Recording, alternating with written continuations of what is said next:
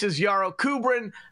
My article today is about the gift that keeps on giving, which is New York City and their dumpster fire of a rollout. So without further ado, from Spectrum Local News, Hochul appoints a new leadership to New York State Office of Cannabis Management after assessment. Ha, ha, ha. Governor Kathy Hochul made 3 new leadership appointments to the New York Office of Cannabis Management, her office said Monday, following an assessment of the office targeted to find opportunities for improvement amid the legal cannabis rollout. Among the appointments is Felicia A.B. Reed as the Executive Deputy Director and Acting Executive Director. A nationwide search is underway for a permanent Executive Director, and Hochul said the governor's office will work with an experienced recruitment firm to identify qualified candidates from across the state and the country. Hochul said back in May that the Executive Director, Chris Alexander, would step down at the end of his term in September following a damning report that showed sweeping department inefficiencies. I'm committed to ensuring New York's nation-leading cannabis market continues to thrive, Hochul said in a statement.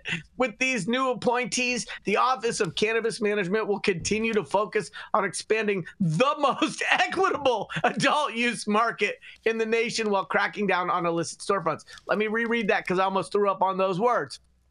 With these new appointees, the Office of Cannabis Management will continue to focus on expanding the most equitable adult use market in the nation while cracking down on illicit storefronts. Hochul said the new leadership aims to end the bottleneck of license applicants, improve communication with applicants and licensees, and reaffirm the agency's commitment to the social equity goals codified in the Marijuana Regulation and Taxation Act that was passed in 2021.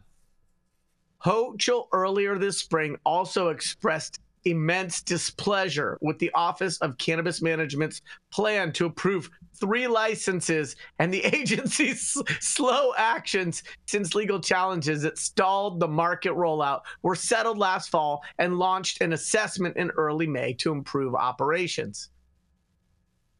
So I'm going to hold fire. I want to hear what the rest of my amazing panelists and pundits have to say about yet another piece of news coming out of what is arguably one of the most important cannabis markets in the country. This is Yaro Kubrin, High at 9 News. I leave it to the rest of you. What do you think? I feel like this is just the new fall guy, Yaro.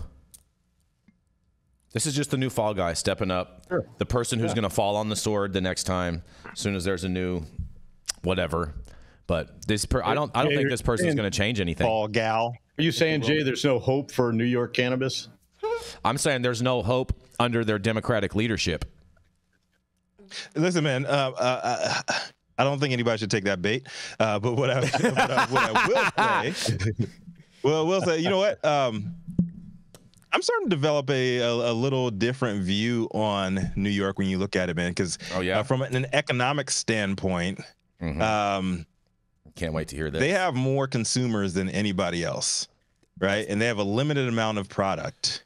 The rest of everything else is probably, you know, it's not going to come along any timeline that they can predict or anything. It's going to shake itself out.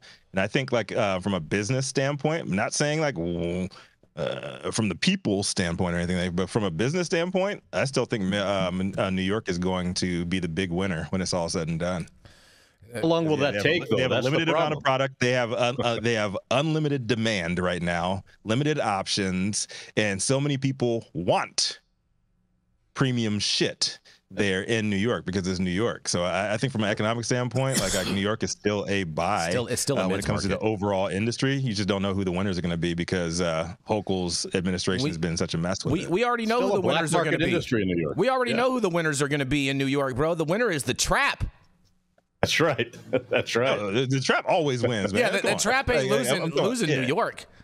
These people, from a legal standpoint, once a pre-roll can be delivered like DoorDash, Once a pre-roll can be delivered like DoorDash, and you can have messenger services that don't require an armored Mercedes Sprinter. There is so much opportunity in New York. And when you say that the Trap is going to win, the Trap has been winning. But to Rico's point, New York is an incredibly exciting market. And to Todd's point, the question is when and how much bleeding does a company need to do before those better days arrive, right? And but there's one misstatement that I do want to disagree with, which Rico said there's a plethora of punan, round, yum, good, kind, sweet, juicy, yum.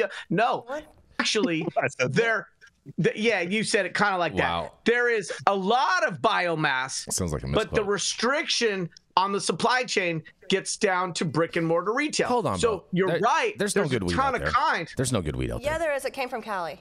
Well, that weed, that's the trap market in Oregon. Yeah, I'm talking about like in the New York system. There's no like real high end out there in the New York system. You get all these hemp growers selling all this 2-year-old weed out there right now. That was a mistake that they made when they required you to have such hemp growing background to get a cultivation license. I agree with that. Okay, cool. You can grow something that I should maybe like make hempcrete out of, or should maybe, I don't know, rub on my grandma's knee. Now I should smoke it. It's also pronounced Hochul, just so we're all clear. I wanted to just, put some. I prefer to. Yes, I prefer to. We finally have somebody. We finally have somebody correcting. It's not Hochul. It doesn't matter which side of the borough you grew up on. It's always Hochul. It's Hochul. I say it's okay. Let's be respectful. It's Hochul. Well, when she comes on the show and tells me how to pronounce it correctly, then we'll worry about that at that point. Hey, listen now. I'm on the show and I'm telling you how to pronounce it correctly. It's Hochul. You do not look like her. One more time. I'm hopeful that I can say it right. You're hopeful for Hochul? Hochul. Okay. You're hopeful for Hochul? Hochul. So the PH is silent. I get it. It's like any of those other complicated words. I think the challenge is that, when she talks about hiring an executive recruitment firm, that why am I going to be impressed by that process? The other thing also is she's disappointed in what her administration has done, and some heads rolled underneath her. But ultimately, leadership is about ownership of outcomes and all things. And so, if she was going to fire anybody, I mean, does she want to fire herself? I would love that. Oh my God, that would be the best. I would do a cartwheel.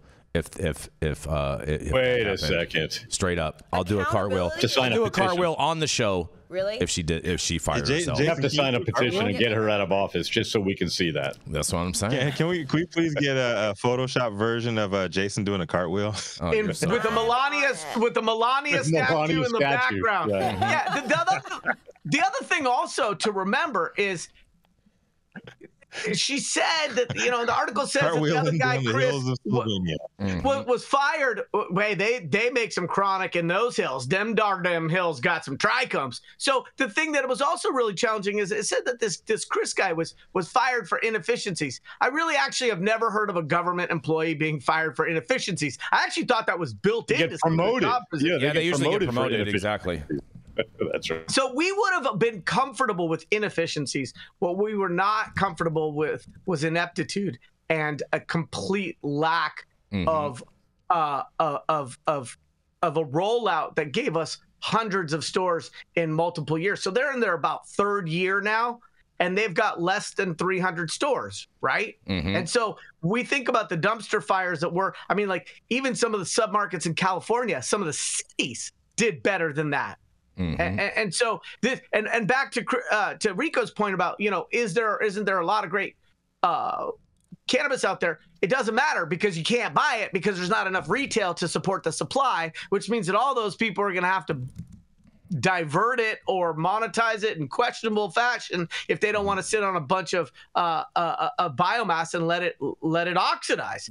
So they created the trap, or they did a trap 2.0 with this. And so the other challenge I have about this article is that she talks about cracking down on the illicit markets as a priority.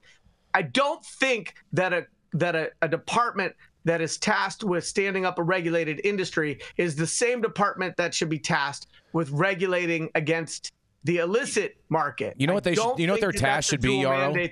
You know what their task should be?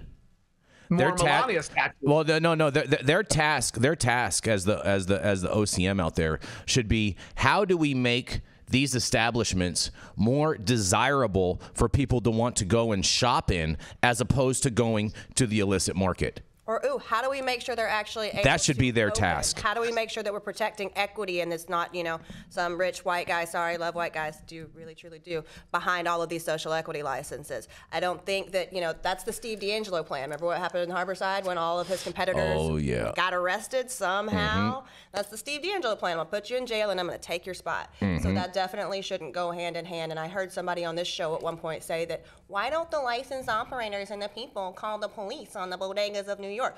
Bitch, what are you talking about? Why are you in this industry? That is crazy. That is crazy. The people who are pushing forward cannabis should not be the ones arresting. I don't know. We're not getting it. But we are going to talk about. We do want to share one of these comments out here because I see Miss Zaza Simone Brown in the crowd today, and she says that everything sold in New York has California labeling on it. And she is so right about that. And one last thing I do want to wish. I meant to say this in the beginning of the show, so I do apologize. But I need to wish my aunt a happy birthday. Today is her birthday. It's my aunt. She watches the show every day. So Aunt Linda, I want to wish you a happy birthday. I hope you have a great day.